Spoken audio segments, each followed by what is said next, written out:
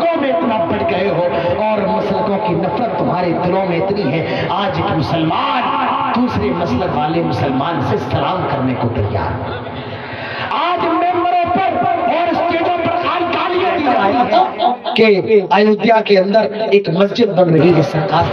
آج فلسطین کے حالات دیکھیں، اسرائیل فلسطین پر غزہ پر بم برسا رہا ہے، وہاں کی عورتوں کو مارا جا رہا ہے، وہاں کے بچوں کو مارا جا رہا ہے، وہاں کے نوجوانوں کو مارا جا رہا ہے۔ مسلمانوں تمہیں کیا ہو گیا ہے؟ آج تمہارے بھائیوں کو مارا جا رہا ہے اور تم یہاں پر چین کی سانس لے رہے ہو، آج تمہارے بھائیوں کو مارا جا رہا ہے تم خوشی منا رہے ہو۔ ذرا غور کرو، سوچو تو صحیح، اگر فلسطین کے اندر مارا جانے والا بوڑھا تیرا باپ ہوتا تو تیرے دل پر کیا گزرتی؟ اگر فلسطین کے اندر مارا جانے والا بچہ تمہارا بیٹا ہوتا تم پر کیا گزرتی؟ تم تو آج سردیوں میں موٹی موٹی جیکٹ لیا کرو۔ زلیخا حضرت یوسف کو بند کمرے میں لے کر کے آ گئی، وغلقت الابواب، اور سارے کے سارے دروازوں کو بند کر دیا، کوئی اندر سے باہر نہیں جا سکتا ہے، کوئی باہر سے اندر نہیں آ سکتا ہے، سارے دروازوں کو بند کر لیا۔ وقالت حیت لک، اور کہنے لگی اے یوسف میں تیرے لیے حاضر ہوں، وقالت حیت لک، اے یوسف میں تیرے لیے حاضر ہوں۔ حضرت یوسف نے دیکھا زبان سے نکلا قال معاذ اللہ، اللہ کی پناہ۔ اے زلیخا یہ تو کیا کہہ رہی ہے؟ انہو ربی احسن مثواي انہو لا یفلح الظالمون۔ اے زلیخا یہ تو کیا کہہ رہی ہے؟ میں تیرے ساتھ یہ غلط کام نہیں کر سکتا ہوں۔ اے نوجوانوں ذرا غور کرو، کیا ایمان رہا ہوگا حضرت یوسف کا بند کمرہ ہے، کوئی اندر نہیں آ سکتا ہے، کوئی باہر نہیں جا سکتا ہے۔ حضرت یوسف جوان ہے اور زلیخا بھی خوبصورت ہے، سج سنور کے آئی ہے، لیکن ایمان دیکھو حضرت یوسف کا، واستبق الباب وقدت قمیصه من دبر والف یا سیدها لدى الباب۔ حضرت یوسف دروازے کی طرف بھاگ گئے اور اللہ تعالیٰ نے حضرت یوسف کو زلیخا سے بچا لیا۔ آپ اندازہ لگاؤ، آئے میں جوانوں اپنی جوانی کی حفاظت کرو جس طریقے سے حضرت یوسف علیہ السلام نے کیے۔ آئیے واقعہ میں آپ کے سامنے اور رکھ دیتا ہوں، ترمذی کا واقعہ ہے اور اس حدیث پر بعض علماء کا کلام بھی ہے۔ اللہ کے نبی حضرت عمر فاروق اس حدیث کے راوی ہیں اور وہ کہتے ہیں میں نے یہ حدیث اللہ کے نبی سے کئی مرتبہ سنی ہے۔ اللہ کے نبی فرماتے ہیں بنی اسرائیل کے اندر ایک آدمی تھا اور اس کا نام کفل تھا، بہت بڑا شرابی آدمی تھا، ہر روز شراب پیا کرتا تھا، اتنا بڑا گنہگار، اتنا بڑا گنہگار تھا، کوئی بھی ایسا گناہ نہیں ہوگا جو اس نے نہیں کیا۔ ہر روز بستر پر نئی لڑکی، ہر روز شراب لڑکی، شراب لڑکی۔ ایک عورت آئی اور کہنے لگی آئے کفل میں ضرورت مند ہوں اور مجھے تجھ سے کچھ پیسے چاہیے، مجھے کچھ پیسے دے دے، کچھ دن کے لیے میں تجھے واپس کر دوں گا۔ کفل نے کہا ٹھیک ہے میں تمہیں پیسے دینے کے لیے تیار ہوں، لیکن میری ایک شرط ہے۔ کہا کیا؟ ایک شرط ہے اور وہ شرط یہ ہے تجھے میری خواہش پوری کرنا ہوگی، تجھے میرے ساتھ ایک رات گزارنا ہوگی اور تو نے جتنے پیسے مجھ سے مانگے ہیں وہ میں سارے کے سارے تجھے دینے کے لیے تیار ہوں، تجھے واپس کرنے کی بھی ضرورت نہیں ہے۔ وہ عورت بیچاری مجبور تھی اور وہ کفل کی اس بات پر اتنا چاہتے ہوئے بھی راضی ہو گئی۔ رات کا وقت آیا، وہ عورت کفل کے بستر پہ اللہ کے نبی ارشاد فرماتے ہیں کہ جہاں شوہر اپنی بیوی سے بستری کرنے کے لیے بیٹھتا ہے کفل وہاں تک پہنچ جاتا ہے، دیکھتا ہے وہ عورت ہو رہی ہے، اس عورت کی آنکھوں سے آنسو گر رہے ہیں۔ کفل کہتا ہے ماذا یبکیک، آئے عورت میں نے تجھ سے زبردستی تو نہیں کی ہے، میں نے تیرے سامنے ایک آفر رکھا ہے اور تو نے اس آفر کو مان لیا۔ آئے عورت کیوں رو رہی ہے؟ وہ عورت جواب دیتی ہے آئے کفل میں بڑی بات ہو، آئے کفل میں بہت زیادہ پیار ہو، لیکن آج بتا دیا اللہ تعالیٰ سے ڈر جا، آئے کفل اللہ تعالیٰ سے ڈر جا۔ اللہ کے نبی فرماتے ہیں جب کفل کے کانوں میں یہ آواز جاتی ہے، کفل وہیں پر پیچھے ہو جاتا ہے اور کہنے لگتا ہے آئے میری بہن اٹھ اور یہاں سے چلی جا، میں تجھے چھوڑ دیتا ہوں اور جتنے پیسے میں نے تجھے دیے اس کو لے جا، میں تجھ سے واپس نہیں لوں گا۔ اور اسی رات جب اللہ تعالیٰ کی بارگاہ میں توبہ کر لیتا ہے، آئے اللہ میں آج کے بعد کبھی گناہ نہیں کروں گا، اور میں نے جتنے زنا کیے، میں نے جتنی شراب کی ہے، جتنے گناہ کیے ہیں، آئے اللہ اس کو معاف کر دے۔ رات میں وہ توبہ کرتا ہے اور صبح اس کا انتقال ہو جاتا ہے۔ اس کے گھر کے دروازے بند ہیں، کوئی اس سے تعلق نہیں رکھتا تھا، کوئی اس کے گھر میں آنا جانا نہیں کرتا تھا۔ لوگ اس کے گھر سے گزرے دیکھتے ہیں کفل کے دروازے پر لکھا ہوا ہے ان اللہ قد غفر الکفل، اللہ تعالیٰ نے کفل کو معاف کر دیا۔ کاش اگر یہ لکھا نہ ہوتا، کوئی کفل کا جنازہ نہ اٹھاتا، کوئی کفل کو دفن نہیں کرتا۔ لیکن جب لوگوں نے یہ دیکھا، کفل کے گھر کے اندر گئے، دیکھا کفل اپنے بستر پہ پڑا ہوا ہے، مرا ہوا ہے، اور لوگوں نے اس کو جنازہ بھی دیا اور اس کو صحیح سے دفن بھی کیا۔ نوجوانوں اپنی جوانی کی حفاظت کرو، اپنی جوانی کو اللہ تعالیٰ کے راستے میں وقف کر دو۔ اللہ کے نبی ارشاد فرماتے ہیں جوانی کی حفاظت کا سب سے بہترین راستہ یہ ہے کہ آدمی وقت پر شادی کر لے۔ تو اسلام یہ انسانیت کا مذہب ہے اور اسلام نے عزت کی حفاظت کی ہے، عزت کی ایسی حفاظت کی ہے۔ اسلام کہتا ہے اگر کوئی لڑکا ولد الزنا ہے، زنا کے ذریعے پیدا ہوا ہے، اس لڑکے کو بھی سماج کے اندر رہنے کا پورا ادھیکار ہے۔ اگر وہ حافظ قرآن بن جاتا ہے، وہ بھی آپ کی جامع مسجد کے اندر نماز پڑھائے گا۔ اگر وہ عالم بن جاتا ہے، خطبہ دے گا، یہاں تک کہ اس کو وراثت سے بھی محروم نہیں کیا جائے گا، باپ کی نہیں ماں کی وراثت سے اس کو دیا جائے گا۔ ایک عورت اللہ کے نبی کے پاس آئی اور کہنے لگی یا رسول اللہ، اللہ کے رسول نے معاف فرمائیے، مجھ سے گناہ ہو گیا ہے، مجھ سے غلطی ہو گئی ہے۔ اللہ کے نبی اس عورت کو بھگاتے ہیں، وہ عورت کہتی ہے اے اللہ کے نبی ہاں مجھ سے زنا ہو گیا ہے، مجھ سے غلطی ہو گئی ہے، مجھے پاک فرما دے۔ اللہ کے نبی اس خامدیہ عورت سے کہتے ہیں غلطی تو نے کی ہے، زنا تو تو نے کیا ہے، لیکن تیرے پیٹ میں جو بچہ ہے اس بچے کی کیا غلطی ہے؟ جب تک وہ بچہ پیدا نہ ہو جائے تجھے سزا نہیں دی جائے گی، جا جب یہ بچہ پیدا ہو جائے تب آنا۔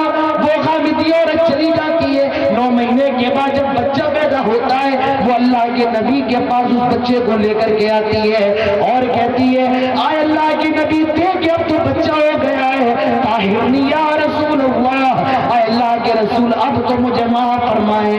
اللہ کے نبی کا جواب سنو، آپ فرماتے ہیں آئے خامدیہ یہ بچہ بھی چھوٹا ہے، یہ کھانا نہیں کھا سکتا ہے، ابھی سے تیرے دودھ کی ضرورت ہے، جب تک یہ دودھ پینا نہ چھوڑ دے تجھے تیرے گناہ کی سزا نہیں دی جائے گی۔ وہ عورت پھر اپنے بچے کو لے جاتی ہے اور جب اس کا بچہ دودھ چھوڑنے کے قابل ہو گیا اور روٹی کھانے لگا، حدیث کے اندر آتا ہے وہ روٹی کا ٹکڑا اپنے بچے کو پکڑا کر کے لائی اور کہنے لگی آئے اللہ کے نبی اب تو مجھے پاک کر دے، آئے اللہ کے نبی دیکھے اب تو مجھے پاک کر دے، اب تو میرا بچہ روٹی کھانے کے قابل ہو گیا ہے۔ اللہ کے نبی نے صحابہ کو حکم دیا اس عورت کو جاؤ رجم کر دو۔ میں آپ کو بتانا یہ چاہتا ہوں میرے بھائی اندازہ لگاؤ، غور کرو، اسلام نے ولد زنا کے ذریعے پیدا ہونے والے انسان کی بھی حفاظت کی ہے، بچے کی بھی حفاظت کی ہے۔ اسلام انسانیت کا مذہب ہے، اسلام نے جان کی حفاظت کی ہے۔ کسی کو قتل کرنا، کسی کو مار دینا اتنا بڑا گناہ ہے۔ قرآن کہتا ہے من قتل نفسا بغیر نفس او فساد فی الارض فکأنما قتل الناس جميعا۔ اگر کوئی ایک انسان کو قتل کرتا ہے، ایک یہاں پر مسلمان نہیں ہے. ایک ہندو کا قتل کرتا ہے, ایک عیسائی کا قتل کرتا ہے, ایک یہودی کا قتل کرتا ہے, ایک جین کا قتل کرتا ہے, بغیر کسی وجہ کے, بغیر کسی سبب کے ایک آدمی کا بھی قتل کرتا ہے. میرا اسلام کہتا ہے قتل الناس جميعا, وہ پوری انسانیت کا قاتل ہے. ایک آدمی کا قتل میرے بھائیوں پوری انسانیت کا قتل ہے.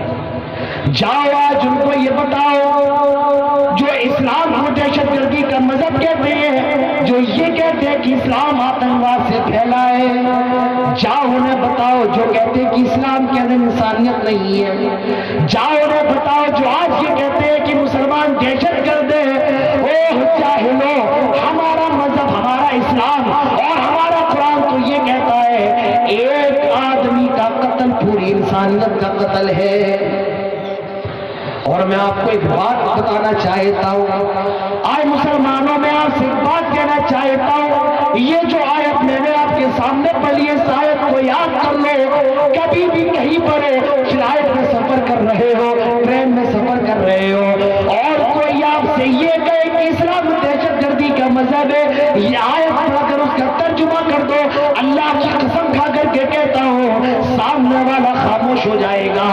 کیا من قتل نفسا بغیر نفس او فساد فی الارض فکأنما قتل الناس جميعا, جو کوئی ایک آدمی کا قتل کرتا ہے, ایک منشیہ کا قتل کرتا ہے, قتل الناس جميعا, وہ پوری انسانیت کا قاتل ہے, وہ پوری منشیہ کا قاتل ہے. ومن احیاها فکأنما احیا الناس جميعا, اور جو کسی ایک آدمی کو بچا لیتا ہے, کوئی پانی میں ڈوب رہا ہے, آپ نے اس کو بچا لیا.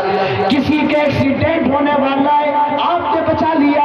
کسی کا ایکسیڈنٹ ہوا ہے, آپ راستے سے گزر رہے ہیں, آپ نے اس کو اپنی کار میں بٹھائے ہاسپٹل لے گئے. ایک آدمی کو بچا لینا, قرآن کہتا ہے پوری انسانیت کو بچا لینا, پوری مانوتا کو بچا لینا, پوری منشیہ کو بچا لینا ہے. یہ اسلام انسانیت کا مذہب ہے. آج فلسطین کے حالات دیکھیں. اسرائیل فلسطین پر, غزہ پر بم برسا رہا ہے, وہاں کی عورتوں کو مارا جا رہا ہے, وہاں کے بچوں کو مارا جا رہا ہے, وہاں کے نوجوانوں کو مارا جا رہا ہے. آج میرے بھائی ہاسپٹلوں پر بم برسائے جا رہے ہیں, اور دنیا پھر بھی کہہ رہی ہے کہ مسلمان دہشت گرد ہیں. آج دنیا کے اندر سب سے زیادہ مسلمانوں کو مارا جا رہا ہے, لیکن میرے بھائیوں سب سے بڑا دہشت گردی مسلمانوں کو سمجھا جا رہا ہے. آئے مسلمانوں تمہیں کیا ہو گیا ہے؟ آج تمہارے بھائیوں کو مارا جا رہا ہے اور تم یہاں پر چین کی سانس لے رہے ہو. آج تمہارے بھائیوں کو مارا جا رہا ہے, تم خوشی منا رہے ہو. ذرا غور کرو, سوچو تو صحیح, اگر فلسطین کے اندر مارا جانے والا بوڑھا تیرا باپ ہوتا تو تیرے دل پر کیا گزرتی؟ اگر فلسطین کے اندر مارا جانے والا بچہ تمہارا بیٹا ہوتا تو پھر کیا گزرتی؟ تم تو آج سردیوں میں موٹی موٹی جیکٹ بھی پہن رہے ہو, چادر بھی اوڑھ رہے ہو, اچھے اچھے کپڑے بھی پہن رہے ہو. ذرا شام اور فلسطین کے مسلمانوں کو دیکھو, ان کے لیے تو ان کے پاس بچوں کے لیے کفن بھی دستیاب نہیں. یہ وہاں کے حالات ہیں, یہ وہاں کے حالات ہیں. ہم اور آپ اس دنیا کے اندر خوشیاں منا رہے ہیں اور وہ وہاں پر روز جنازوں کو اٹھا رہے ہیں.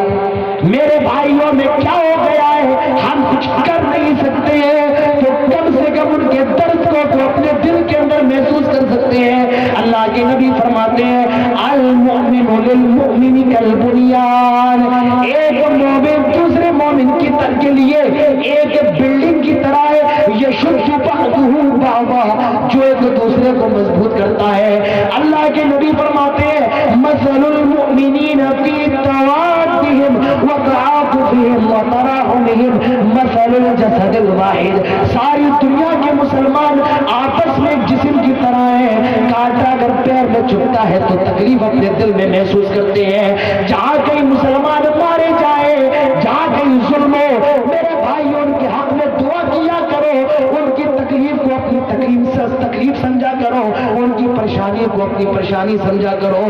آئے مسلمانوں, آج تمہیں کیا ہو گیا؟ ایک مسلمان کی محبت تمہارے دلوں سے نکل نکل گئی. آج مسلمان کو گالی دے رہا ہے. آج مسلمان ایک مسلمان کی ماں اور اس کی بہن کو برا بھلا کہہ رہا ہے. آج مسلمانوں چلو بھر پانی میں ڈوب مرو. آج تو مسلمان کی مدد کرنے کو تیار نہیں. آج ایک مسلمان کی ہیلپ کرنے کو تیار نہیں.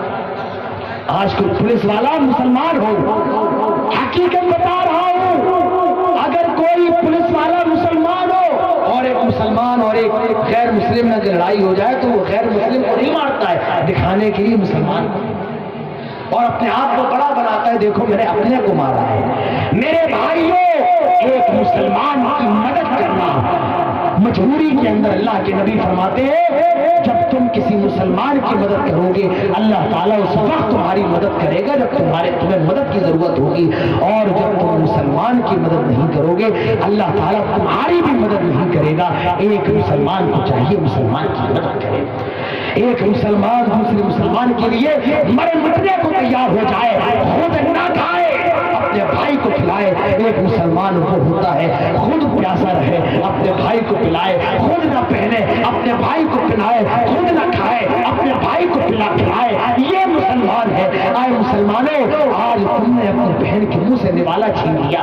آج بڑا بھائی چھوٹے بھائی کا حق مار رہا ہے. آج ایک باپ اپنے ایک بیٹے کو جائیداد میں زیادہ حصہ دیتا ہے اور دوسرے بیٹے کو کچھ نہیں دیتا ہے.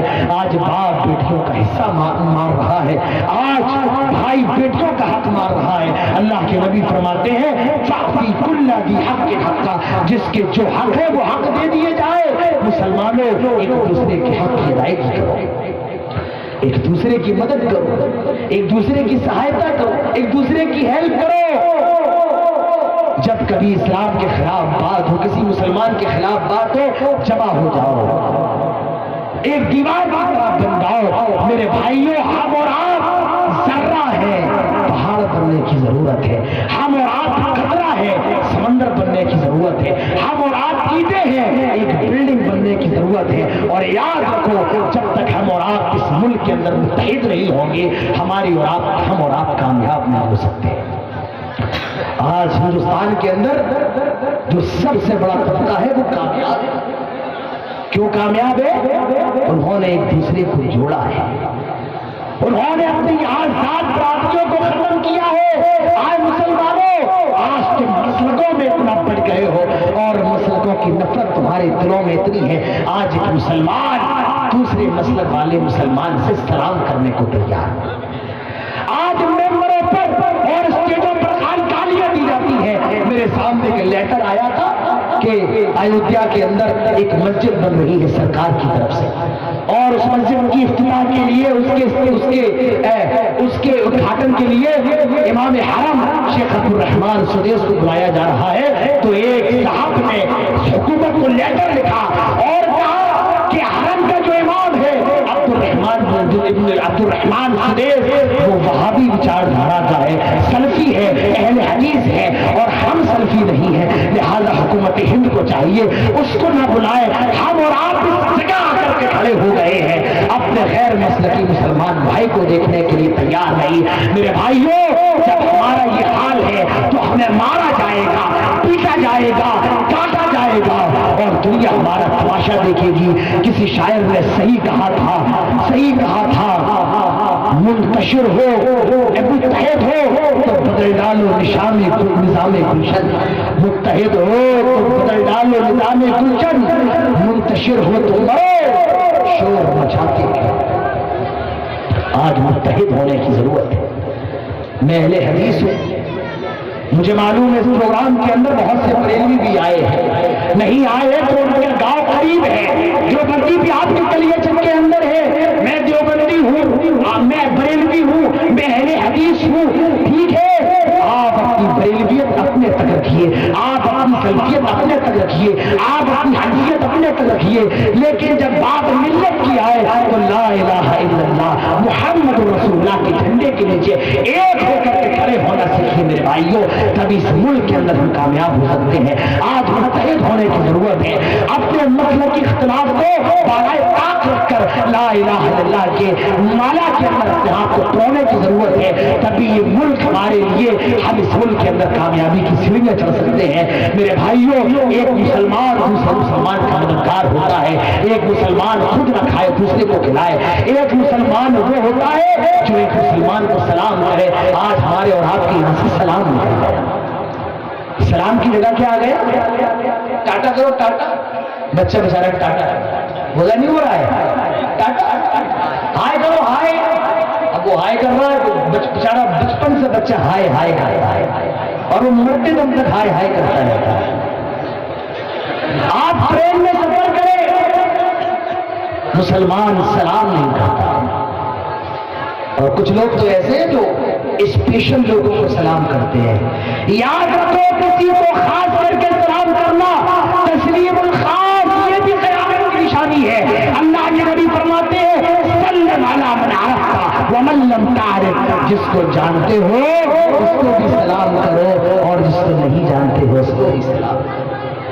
یہ وہ سلام ہے میرے بھائیوں جس کو دیکھ کر کہ یہودی اسلام لے آئے۔ حضرت عبداللہ ابن سلام فرماتے ہیں اللہ کے نبی جب مدینے کے اندر تشریف لائے اور آپ نے جو سب سے پہلی بات لوگوں کو بتائی وہ یہ تھی افشوا السلام، آئے لوگوں سلام کو پھیلاؤ، واطعموا الطعام، لوگوں کو کھانا کھلاؤ، وصلوا الارحام، اور رشتہ داریوں کو تولو، رشتہ داریوں کو جوڑو، صلوا باللیل والناس نیام، اور رات میں اللہ کے لیے نماز پڑھو جب پوری دنیا سوئی ہوئی ہوتی ہے۔ افشوا السلام، سلام کو پھیلاؤ۔ یہ سلام کیا ہے؟ یہ دعا ہے السلام علیکم ورحمۃ اللہ وبرکاتہ۔ کیا مطلب ہے؟ سلامتی ہو تم پر، تمہارے مال میں سلامتی ہو، تمہارے بیوی بچے سلامت رہے، تم سلامت رہو، تمہارا پریوار سلامت رہے، تمہارا ایمان سلامت رہے۔ میرے بھائیوں سلام یہ دنیا کی سب سے پیاری دعا ہے۔ السلام علیکم اللہ کے نبی فرماتے ہیں 10 نے کیا ہے، اور کوئی اگر یہ کہہ دے ورحمۃ اللہ کو 10 نے کیا اور 20 نے کیا، اور کوئی اگر یہ کہہ دے وبرکاتہ اس کے لیے 30 نے کیا ہے۔ میرے بھائیو سلام کو عام کرو، افشوا السلام، سلام کو پھیلاؤ، جس کو جانتے ہو اس کو بھی سلام کرو اور جس کو نہیں جانتے اس کو بھی سلام کرو۔ یہ مسلمانوں کی خاصیت ہے۔ یہ ٹاٹا، یہ ہائے ہلو یہ مسلمانوں کی شان نہیں ہے۔ کہیں بھی رہو، موبائل پہ بات کرو تو سلام سے، مسجد میں آؤ تو سلام کرو، کسی سے ملو تو سلام کرو۔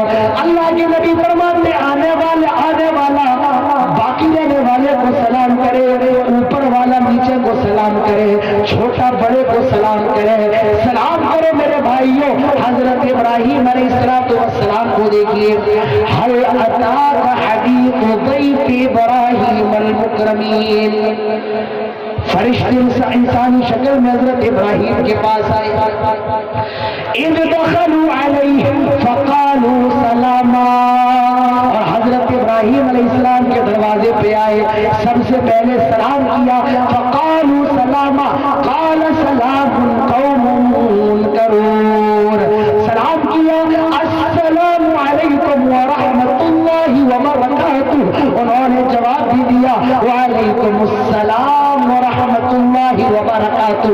اور قرآن کہتا ہے قوم منکرون، یہ ایسے لوگ تھے، یہ ایسے لوگ تھے کہ دنیا انہیں کبھی شہر کے اندر دیکھا ہی نہیں گیا، انہیں حضرت ابراہیم جانتے ہی نہیں تھے، پہلی بار آئے، حضرت ابراہیم کو سلام کیا، ابراہیم علیہ السلام نے جواب دیا۔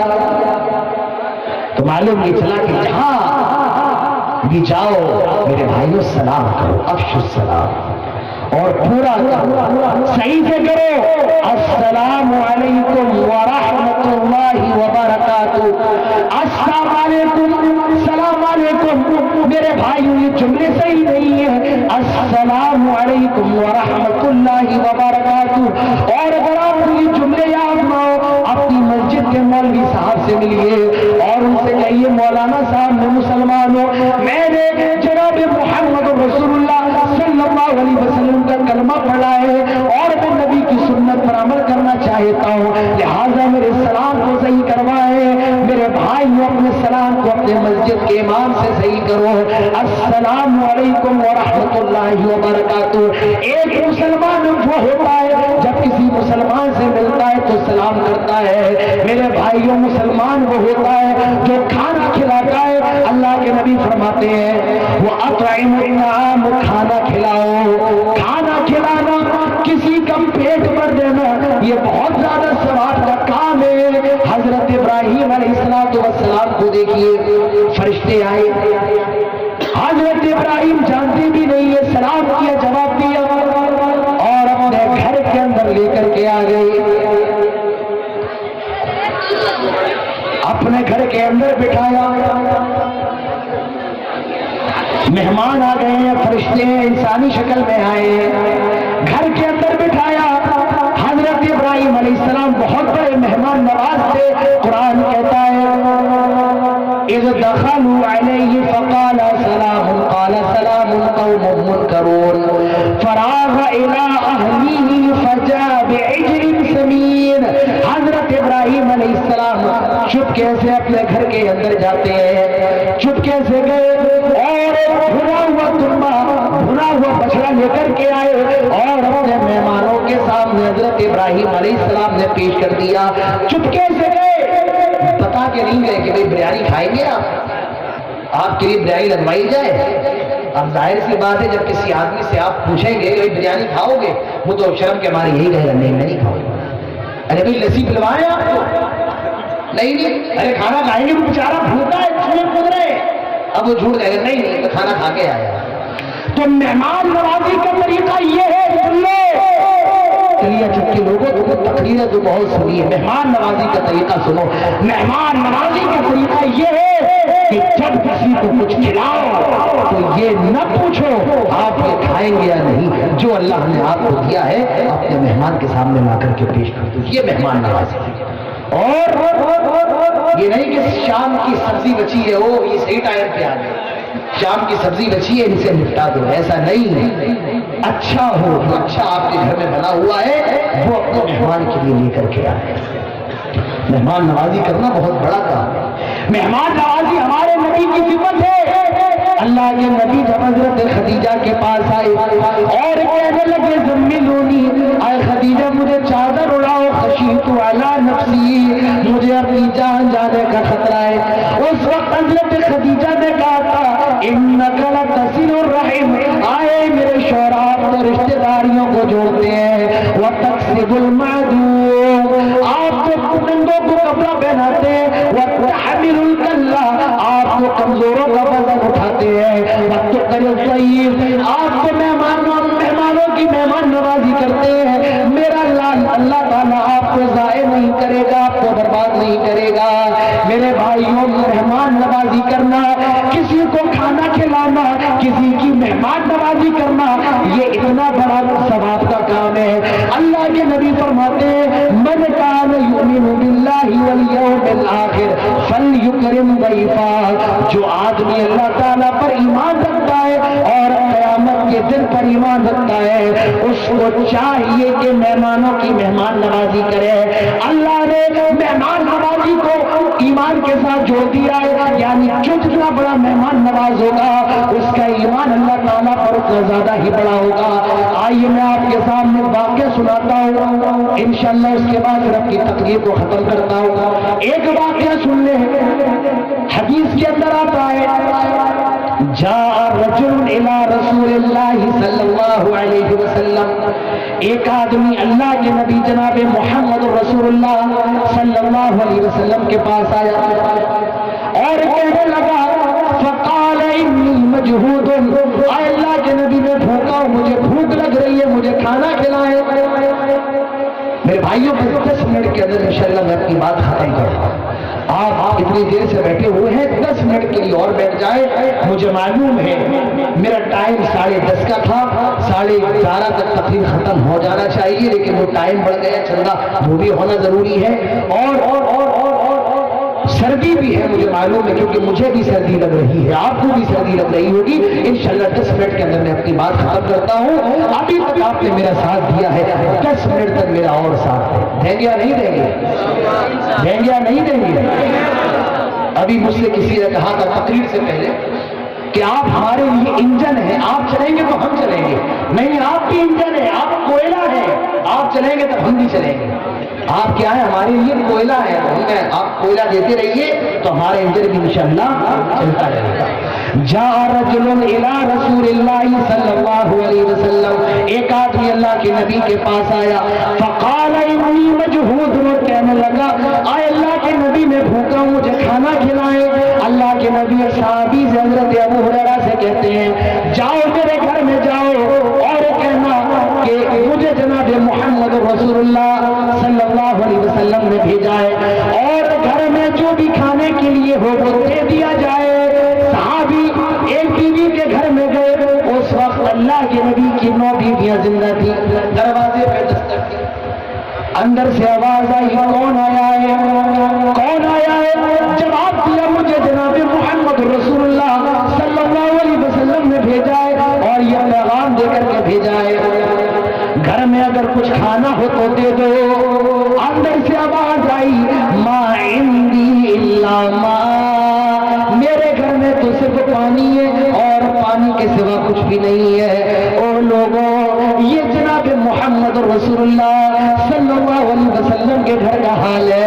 او اچھے اچھے کھانے کھانے والے، او بریانی کی دیگوں پر بریانی کھانے والوں، گوشت کھانے والوں، اللہ تعالیٰ کی بہت بڑی نعمت ہے کہ وہ ہمیں اور آپ کو اچھا کھلا رہا ہے. ہمارے نبی کے گھر کا حال تو یہ ہے کہ گھر میں پانی ہے، کئی دن گزر جاتے ہیں لیکن گھر میں امام کائنات کے چولہا نہیں جلتا ہے. صحابی کہتے ہیں کچھ گھر میں کھانے کو تو دے دو. اندر سے آواز آتی ہے ما عندی الا ما، میرے گھر میں صرف پانی ہے اور پانی کے سوا کچھ بھی نہیں ہے. وہ صحابی دوسرے گھر میں جاتے ہیں، دستک دیتے ہیں، اندر سے آواز آتی ہے کون آیا ہے؟ یہ کہتے ہیں مجھے جناب محمد رسول اللہ صلی اللہ علیہ وسلم نے بھیجا ہے، گھر میں جو بھی کھانے کے لیے ہو دے دو. اندر سے آواز آئی ما عندی الا ما، میرے گھر میں بھی پانی ہے اور پانی کے سوا کچھ بھی نہیں. یہ تیسرے گھر میں جاتے ہیں، چوتھے گھر میں گئے، ایک بیوی نے تو یاد کہہ دیا والذی بعثک بالحق، اس ذات کی قسم جس نے محمد رسول اللہ صلی اللہ علیہ وسلم کو حق کے ساتھ مبعوث کیا ہے، ما عندی الا ما، میرے گھر میں بھی صرف پانی ہے اور پانی کے سوا کچھ بھی نہیں ہے. قلنا کلہن مثل ذلک، 9 بیویوں کے گھروں سے یہ آواز آئی میرے گھر میں صرف پانی ہے اور پانی کے سوا کچھ بھی نہیں ہے. ایک صحابی اٹھ کر کے کھڑے ہو گئے اور کہنے لگے اے اللہ کے نبی ایسا کریں آپ پریشان نہ ہو، اپنے مہمان کو میرے حوالے کر دیں، میں آپ کے مہمان کو اپنا مہمان بنا لیتا ہوں، اپنے گھر لے جاتا ہوں اور میں اپنے مہمان کو کھانا کھلاتا ہوں، آپ کو پریشان ہونے کی ضرورت نہیں ہے. اور وہ صحابی اس مہمان کو لے کر اپنے گھر آئے اور اپنی بیوی سے کہتے ہیں کیا گھر میں کھانے کے لیے کچھ سامان موجود ہے، کچھ کھانا ہے؟ بیوی جواب دیتی ہے آئے میرے شوہر یا پوتو سے بھی آ گئی، صرف اتنا کھانا ہے کہ ہمارے تو چھوٹے چھوٹے بچے کھا سکتے ہیں، اتنا بھی نہیں ہے اس کھانے میں سے ہم کھا لیں. آئے میرے شوہر بس اتنا کھانا ہے کہ ہمارے تو معصوم بچے کھا سکتے ہیں. میرے بھائیوں، آدمی اپنی بھوک تو برداشت کر لیتا ہے لیکن اپنے بچوں کی نہیں. آدمی خود نہیں کھاتا، اپنے بچوں کو کھلاتا ہے، پوری دنیا سے لے کر کے اپنے بچوں کا پیٹ بھرتا ہے. بیوی کہتی ہے صرف اتنا کھانا ہے تو ہمارے تو بچے کھا سکتے ہیں، اتنا بھی نہیں ہے کہ ہم کھا لیں. وہ صحابی کہتے ہیں آئے میری بیوی ایسا کرو بچوں کو بھوکا سلاؤ، آج جناب محمد رسول اللہ صلی اللہ علیہ وسلم کا مہمان آیا ہے، میں اپنے بچوں کی بھوک کو برداشت کر سکتا ہوں لیکن نبی کے مہمان کی بھوک کو برداشت نہیں کر سکتا ہوں. آئے میری بیوی جاؤ بچوں کو بھوکا سناؤ، پہنا پھاڑا کر کے سناؤ، لوری سنا دو، بچوں کو سنا دو اور مہمانوں کے سامنے کھانا پیش کرو. اوہ کیا عورتیں تھیں، وہ کیا صحابیات تھیں. ہمارے اور آپ کے وقت کی ہوتی کیا کہتی ہیں گلا دبا دو بچوں، زہر ہی دے دو. تمہیں تو امبانی کی اولاد تھے جو پوری محفل میں تھے لے کر کے آ گئے، تمہیں تو حاتم تائی کے بیٹے تھے، مار دو بچوں کو. ہمارے اور آپ کی عورتیں، ہمارے اور آپ کے گھروں کی عورتیں تو یہی کہتی ہیں، اس اپنے گھروں کا یہی حال ہے۔ وہ صحابیات کیسی تھی، اور صحابیات کا کلیجہ کتنا بڑا ہوگا، اس نے اپنے بچوں کو بھوکا سلا دیا۔ مہمان نے کھانا کھانے سے پہلے ایک شرط رکھی، بڑی عجیب شرط رکھ دی، اور وہ شرط یہ رکھی، ایسا کرو کہ آپ کو بھی میرے ساتھ کھانا کھانا ہوگا، میں آپ کے بغیر کھانا نہیں کھاؤں گا۔ اس صحابی نے سوچا کھانا تو تھوڑا ہے، اگر مہمان کے ساتھ میں بھی شریک ہو گیا تو مہمان بھوکا رہ جائے گا، مہمان کھا لے یا میں کھا لوں۔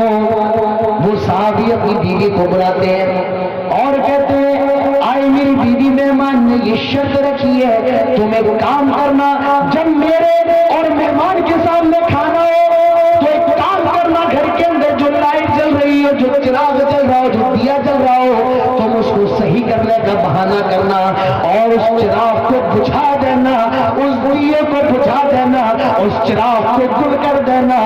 کہا کیوں؟ آئے میری بیوی، جب تم چراغ بجھا دو گی اندھیرا ہو جائے گا، میرے اور مہمان کے سامنے کھانا ہوگا، میں کھانا کھاؤں گا اور مہمان بھی کھانا کھائے گا، لیکن میرے کھانے کی حالت یہ ہوگی، میں خالی ہاتھ اپنے برتن میں لے جاؤں گا اور خالی ہاتھ میں اپنے منہ میں ڈالوں گا۔ چنانچہ بیوی نے ایسا ہی کیا اور صحابی نے یہی حرکت کی کہ خالی ہاتھ برتن میں لے گئے اور خالی ہاتھ سے کھانا کھایا۔ صبح ہوتی ہے، فجر کی نماز میں پہنچے، جناب محمد رسول اللہ صلی اللہ علیہ وسلم کے پیچھے نماز پڑھی۔ اللہ کے نبی جب سلام پھیرتے ہیں، اللہ کے نبی اس صحابی کو دیکھ کر کے مسکرا رہے ہیں۔ وہ صحابی اللہ کے نبی سے کہتے ہیں، آئے اللہ کے نبی، کیا معاملہ ہے، کیا بات ہے، آپ مجھے دیکھ کر کے کیوں مسکرا رہے ہیں؟ اللہ کے نبی فرماتے ہیں، آئے میرے پیارے صحابی، یہ بتاؤ میں تمہیں دیکھ کر کے کیوں نہ مسکراؤں؟ تم نے جو رات میں حرکت کی ہے، اللہ تعالیٰ عرش سے تمہاری حرکت کو دیکھ کر کے مسکرا رہا تھا، اللہ کے فرشتے بھی مسکرا رہے تھے، اور مجھے جبرائیل نے یہ بتایا، اسی لیے میں بھی مسکرا رہا ہوں۔ اس صحابی کی آنکھوں میں آنسو آ گئے۔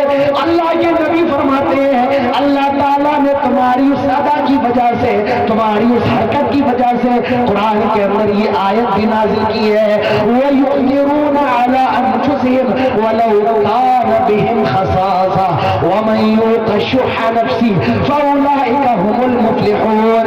میرے نبی کے صحابہ تو ایسے ہیں جو اپنی بھوک پر دوسروں کی بھوک کو ترجیح دیتے ہیں۔ آئے مسلمانوں، یہ مسلمان تھے جو اپنے بچوں کو بھوکا سلاتے ہیں لیکن اپنے مسلمان بھائی کو کھلائے۔ آئے مسلمانوں، ایک مسلمان اپنے بچوں کی بھوک کو تو برداشت کر سکتا ہے لیکن اپنے مسلمان بھائی کی بھوک کو برداشت نہیں کر سکتا ہے۔ یہ اسلام ہے، یہ انسانیت ہے، اور کھانا کھلانا صرف مسلمان کو نہیں، میرے بھائیوں، جو بھی آپ کو بھوکا مل جائے اسے کھانا کھلاؤ، بھلے وہ مسلمان ہو، بھلے وہ ہندو ہو، بھلے وہ عیسائی ہو، بھلے وہ جین ہو، بھلے وہ آدیواسی ہو، دلت ہو، کھانا کھلانا بڑے ثواب کا کام ہے۔ اور کھانے نہ کھلانا، کوئی آپ کے دروازے پہ اور کھانا مانگے، آپ اگر اس کو بھگا دیں یہ بہت بڑا گناہ ہے، آپ کو جہنم کے اندر لے کر کے جا سکتا ہے۔ جہنمی جب جہنم کے اندر چلے جائیں گے، جنتی ان سے سوال کریں گے، ما سلککم فی سقر، تم جہنم کے اندر کیوں آ گئے؟ وہ جواب دیں گے، قالوا لم نک من المصلین، ہم نماز نہیں پڑھا کرتے تھے، ہم نمازی نہیں تھے، ہم مسلمان جو تھے کلمہ کو پڑھا کرتے تھے لیکن نماز کی پابندی نہیں کرتے تھے۔ یاد رکھو میرے بھائیو، نماز یہ ایمان ہے، نماز کے بغیر ایمان کا تصور ہی نہیں ہے۔ جو آدمی جتنا بڑا نمازی ہے اس کا ایمان اللہ تعالیٰ پر اتنا مضبوط ہے، اور جو نماز کا پابند نہیں ہے، اللہ کے نبی تو یہاں تک فرماتے ہیں، میرا جی چاہتا ہے میں اپنے مسلح پر کسی اور کو کھڑا کر دوں اور مدینے کی گلیوں کا چکر لگاؤں، اور جو آدمی مجھے نماز کی حالت میں اپنے گھر میں جائے، میرا جی چاہتا ہے میں اس کے گھر کو آگ لگا دوں۔ اللہ کے نبی نے کسی چیز کے بارے میں یہ نہیں فرمایا میں آگ لگا دوں، لیکن نماز کے بارے میں فرمایا میرا جی چاہتا ہے میں اس کے گھر کو آگ لگا دو. نماز اتنی عبادت ہے. اللہ کے نبی نے یہاں تک فرمایا قرۃ عین فی الصلاۃ, نماز میں میری آنکھوں کی ٹھنڈک ہے. آج مسلمانوں, آج تم نے نبی کی آنکھوں کی ٹھنڈک کو چھین لیا.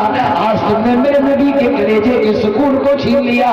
میرے نبی کو آج تم نے جتنی زیادہ تکلیف دی ہے, جتنی زیادہ تم نے سنت کی دھجیاں اڑائی ہیں, جتنی زیادہ تم نے نمازوں کی دھجیاں اڑائی ہیں, میرے بھائیوں شاید یہودیوں نے بھی نہ اڑائی ہو, شاید عیسائیوں نے بھی نہ اڑائی ہو. آج ہماری مسجد ویران میں نمازی نماز پڑھنے کو تیار نہیں. مؤذن اذان دیتا ہے حی علی الصلاۃ, حی علی الفلاح, آؤ نماز کی طرف, آؤ کامیابی کی طرف. مؤذن یہ بتا رہا ہے آئے لوگوں نماز کے اندر کامیابی ہے. آج تم جاب تلاش کر رہے ہو, آج آدمی دکان میں لگا ہوا ہے. وہ اللہ کے بندے, کامیابی تو مسجد کے اندر ہے. مسلمان جب تک مسجد سے جڑے ہوئے تھے کامیاب تھے, اور جب مسجد سے ٹوٹے انہوں نے مسجدوں کو ویران کیا. اللہ تعالیٰ نے ان کے مال کو برباد کر دیا, اللہ تعالیٰ نے ان کو تباہ و برباد کر دیا. اپنی مسجدوں کو آباد کرو, مسجدوں سے جڑ جاؤ. یہ مسجدیں اسلام کی زندگی ہے.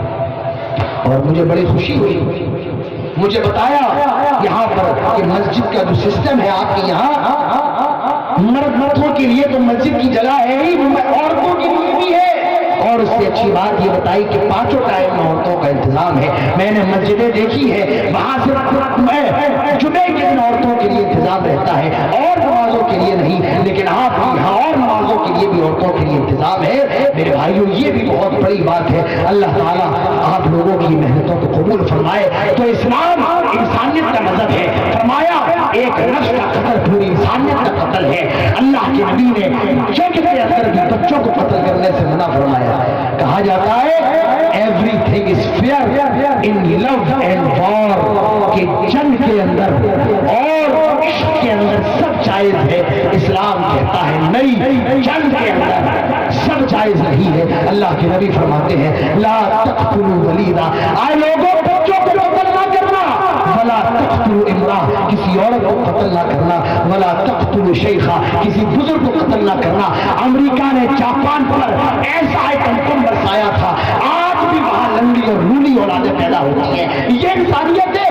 اسلام کہتا ہے لوگوں کبھی جنگ ہو جائے اور جنگ کے اندر مار کاٹ کی نوبت آ جائے تو قتل کرنے سے زیادہ کچھ نہ کرنا, سامنے والے کا کان نہ کاٹنا, اس کی آنکھ نہ نکالنا, اس کے جسم کی دھجیاں نہ اڑانا.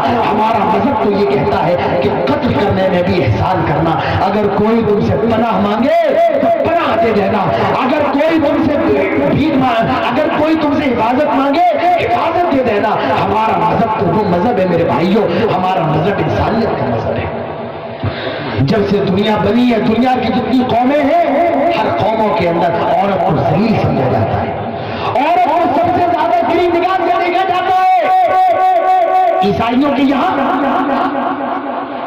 یہودیوں کے یہاں, ہندوؤں کے یہاں, آپ جتنے بھی دھرم دنیا کے اندر ان کی تاریخ اٹھائے, یہودیوں کے اندر جب عورت حیض سے ہوتی ہے, پیریڈ آتا ہے, یہودی اپنی عورت کو اپنے گھروں کے کونے میں ڈال دیتے تھے. کوئی ان سے بات کرنے کو تیار نہیں ہوتا تھا. وہ کھانا نہیں بنا سکتی ہے, وہ اپنے شوہر کے ساتھ سو نہیں سکتی ہے, گھر کے کونے میں ڈال دیا. عیسائی زبردستی اپنی بیویوں کے ساتھ زنا کیا کرتے تھے جب وہ حالت حیض میں ہوا کرتی تھی. لیکن اسلام کہتا ہے آئے لوگوں, جب تمہاری بیویاں حیض کی حالت میں ہو, جب تمہاری بیویاں مہینے کی حالت میں ہو, جب ان کا MCR آئے تو ان کے ساتھ کھانا کھانا بھی جائز ہے, ان کے ساتھ سونا بھی جائز ہے, ان کے ساتھ بوس و کنار کرنا بھی جائز ہے. ہاں بس اپنی بیوی کے ساتھ جسمانی تعلقات قائم کرنا جائز نہیں ہے. اور اس کے علاوہ کھانا بھی کھایا جا سکتا ہے, بیوی کھانا بھی بنا سکتی ہے. حضرت عائشہ فرماتی ہے میں حالت حیض میں ہوا کرتی تھی اور اللہ کے نبی میرے ساتھ کھانا کھایا کرتے تھے. میں جس ہڈی سے گوشت کھاتی تھی اللہ کے نبی بھی اس ہڈی سے گوشت نوچ نوچ کے کھایا کرتے تھے. میرے بھائیوں, اسلام نے عورت کو عزت دی ہے. عرب کے اندر جب لڑکی پیدا ہوتی تھی اسے زندہ دفنایا جاتا تھا. وَإِذَا بُشِّرَ أَحَدُهُمْ بِالْأُنثَىٰ وهو كظيم. اللہ تعالیٰ فرماتا ہے اس کا چہرہ غصے سے کالا ہو جاتا تھا اور وہ اپنی بچیوں کو زمین کے اندر درگور کر دیتا تھا. لیکن اسلام نے فرمایا وَإِذَا الْمَوْءُودَةُ سُئِلَتْ بِأَيِّ ذَنبٍ قُتِلَتْ. کل قیامت کے دن ان بچیوں سے سوال کیا جائے گا یہ بتاؤ تم نے اپنی بچیوں کو دفن کیوں کیا. باپ سے سوال ہوگا تم نے اپنی بچیوں کو کیوں ضائع کیا, کیوں برباد کیا. اسلام نے اپنی عزت کی عورت کی. فرمایا اگر عورت کی بیوی ہے تو دنیا کے اندر 4 کام کر لے, 5 وقت کی نماز پڑھ لے, رمضان کے روزے رکھ لے, اپنے شوہر کی فرما برداری کر لے اور اپنے عزت کی حفاظت کر لے. اللہ تعالیٰ جنت کے 8 دروازوں کو اس کے لیے کھول دے گا اور کہے گا تجھے جنت کے جس دروازے سے داخل ہونا ہے جنت کے اس دروازے سے داخل ہو جا. اسلام نے عورتوں کو اتنا اونچا مقام دیا ہے 5 وقت کی نماز پڑھ لے, رمضان کے روزے رکھ لے, اپنی عزت کی حفاظت کر لے اور اپنی شوہر کی فرما برداری کر لے. شوہر جو بھی کہے عورت مان لے. اور میری ماں بہنوں میں آپ کو ایک بات اور بتاؤں, جہنم کے اندر سب سے زیادہ عورتیں جو جائیں گی تکفرون العشرین, اپنے شوہروں کی نافرمانی کرنے کی وجہ سے جائیں گی. تو عورت اگر یہ کام کر لی جنت میں جائے گی. اگر یہ بیٹی ہے اللہ کے نبی فرماتے ہیں جس کی 2 بیٹیاں ہو اور وہ اپنی بیٹوں کی اچھی پرورش کر لے ایسا باپ جنت میں ہوگا. جس کی بہنیں ہیں وہ اپنی بہنوں کی تربیت کر لے, پرورش کرے, وہ بھائی جنت کے اندر جائے گا. اور جس کی ماں ہو وہ اپنی ماں کی خدمت کر لے. اللہ کے نبی فرماتے ہیں ماں کی خدموں کے پاس جنت ہے. اسلام نے عورت کو بڑا اونچا مقام دیا ہے. اسلام نے عورت کو مثال بنایا ہے. وہ مریم ابنت عمران, حضرت مریم کو مثال بنایا. وضرب اللہ مثلا للذین آمنوا امرأة فرعون, فرعون کی بیوی حضرت آسیہ کو مثال بنایا, حضرت فاطمہ کو مثال بنایا, حضرت خدیجہ کو مثال بنایا. میری ماں و بہنوں میرے پاس وقت نہیں ہے میں اس پر روشنی ڈالوں. اسلام نے اتنا اونچا مقام دیا عورتوں کو. فرمایا آئے عورتوں سنو كل المؤمنات يغضضن عليهن من ابصارهن ويحفظن فروجهن. جب یہ عورتیں راستے میں چلا کرے فرمایا اپنی نگاہوں کو نیچا کرے. اور كل المؤمنات يغضضن عليهن من ابصارهن يا ايها النبي قل لازواجك وبناتك ونساء المؤمنين. آئے نبی آپ ساری مومنہ عورتوں سے کہہ دو یدنین علیہن من جلابیبہن, وہ اپنے جسموں پر جلباب ڈال لیا کریں, برقع ڈال لیا کریں. اسلام نے عورت کی حفاظت کی ہے میرے بھائیوں. اسلام نے جتنی زیادہ حفاظت عورت کی ہے دنیا کے کسی مذہب نے نہیں کی ہے. تو اسلام یہ عزت کا مذہب ہے, اسلام یہ انسانیت کا مذہب ہے, اسلام یہ عورت کے مقام کو بلند کرنے کا مذہب ہے. اسلام عدل و انصاف کا مذہب ہے. اسلام کی نظر میں کوئی بڑا نہیں ہے, اسلام کی نظر میں کوئی دلت نہیں ہے, اسلام کی نظر میں کوئی چمار نہیں ہے. اسلام کی نظر میں سب بھائی بھائی ہیں. کبھی جاؤ خانہ کعبہ کا منظر دیکھو, حج کا منظر دیکھو میرے بھائیوں. خانہ کعبہ کے اندر جب اذان ہوتی ہے اور حرم کا مؤذن یہ جملے بلند کرتا ہے اللہ اکبر اللہ اکبر. سعودی عرب کا بادشاہ بھی نماز پڑھنے کے لیے جا رہا ہے اور لیٹرین صاف کرنے والا بھی نماز پڑھنے کے لیے جا رہا ہے. وہ کروڑ پتی کے بغل میں نماز پڑھ رہا ہے, وہ بادشاہ کے بغل میں نماز پڑھ رہا ہے. تخنے سے تخنا ملا ہوا ہے, کندھے سے کندھا ملا ہوا ہے. اللہ کی بارگاہ میں کوئی چھوٹا نہیں ہے, کوئی بڑا نہیں ہے. تو پیسے والا ہوگا اپنے گھر تک, تو بڑا ہوگا اپنی برادری تک, تو بڑا ہوگا اپنی مسجد تک, لیکن اللہ کے گھر میں کوئی بڑا نہیں ہے, کوئی چھوٹا نہیں ہے. ایک ہی صف میں کھڑے ہو گئے محمود و ایاز, نہ کوئی بندہ رہا نہ کوئی بندہ نواز.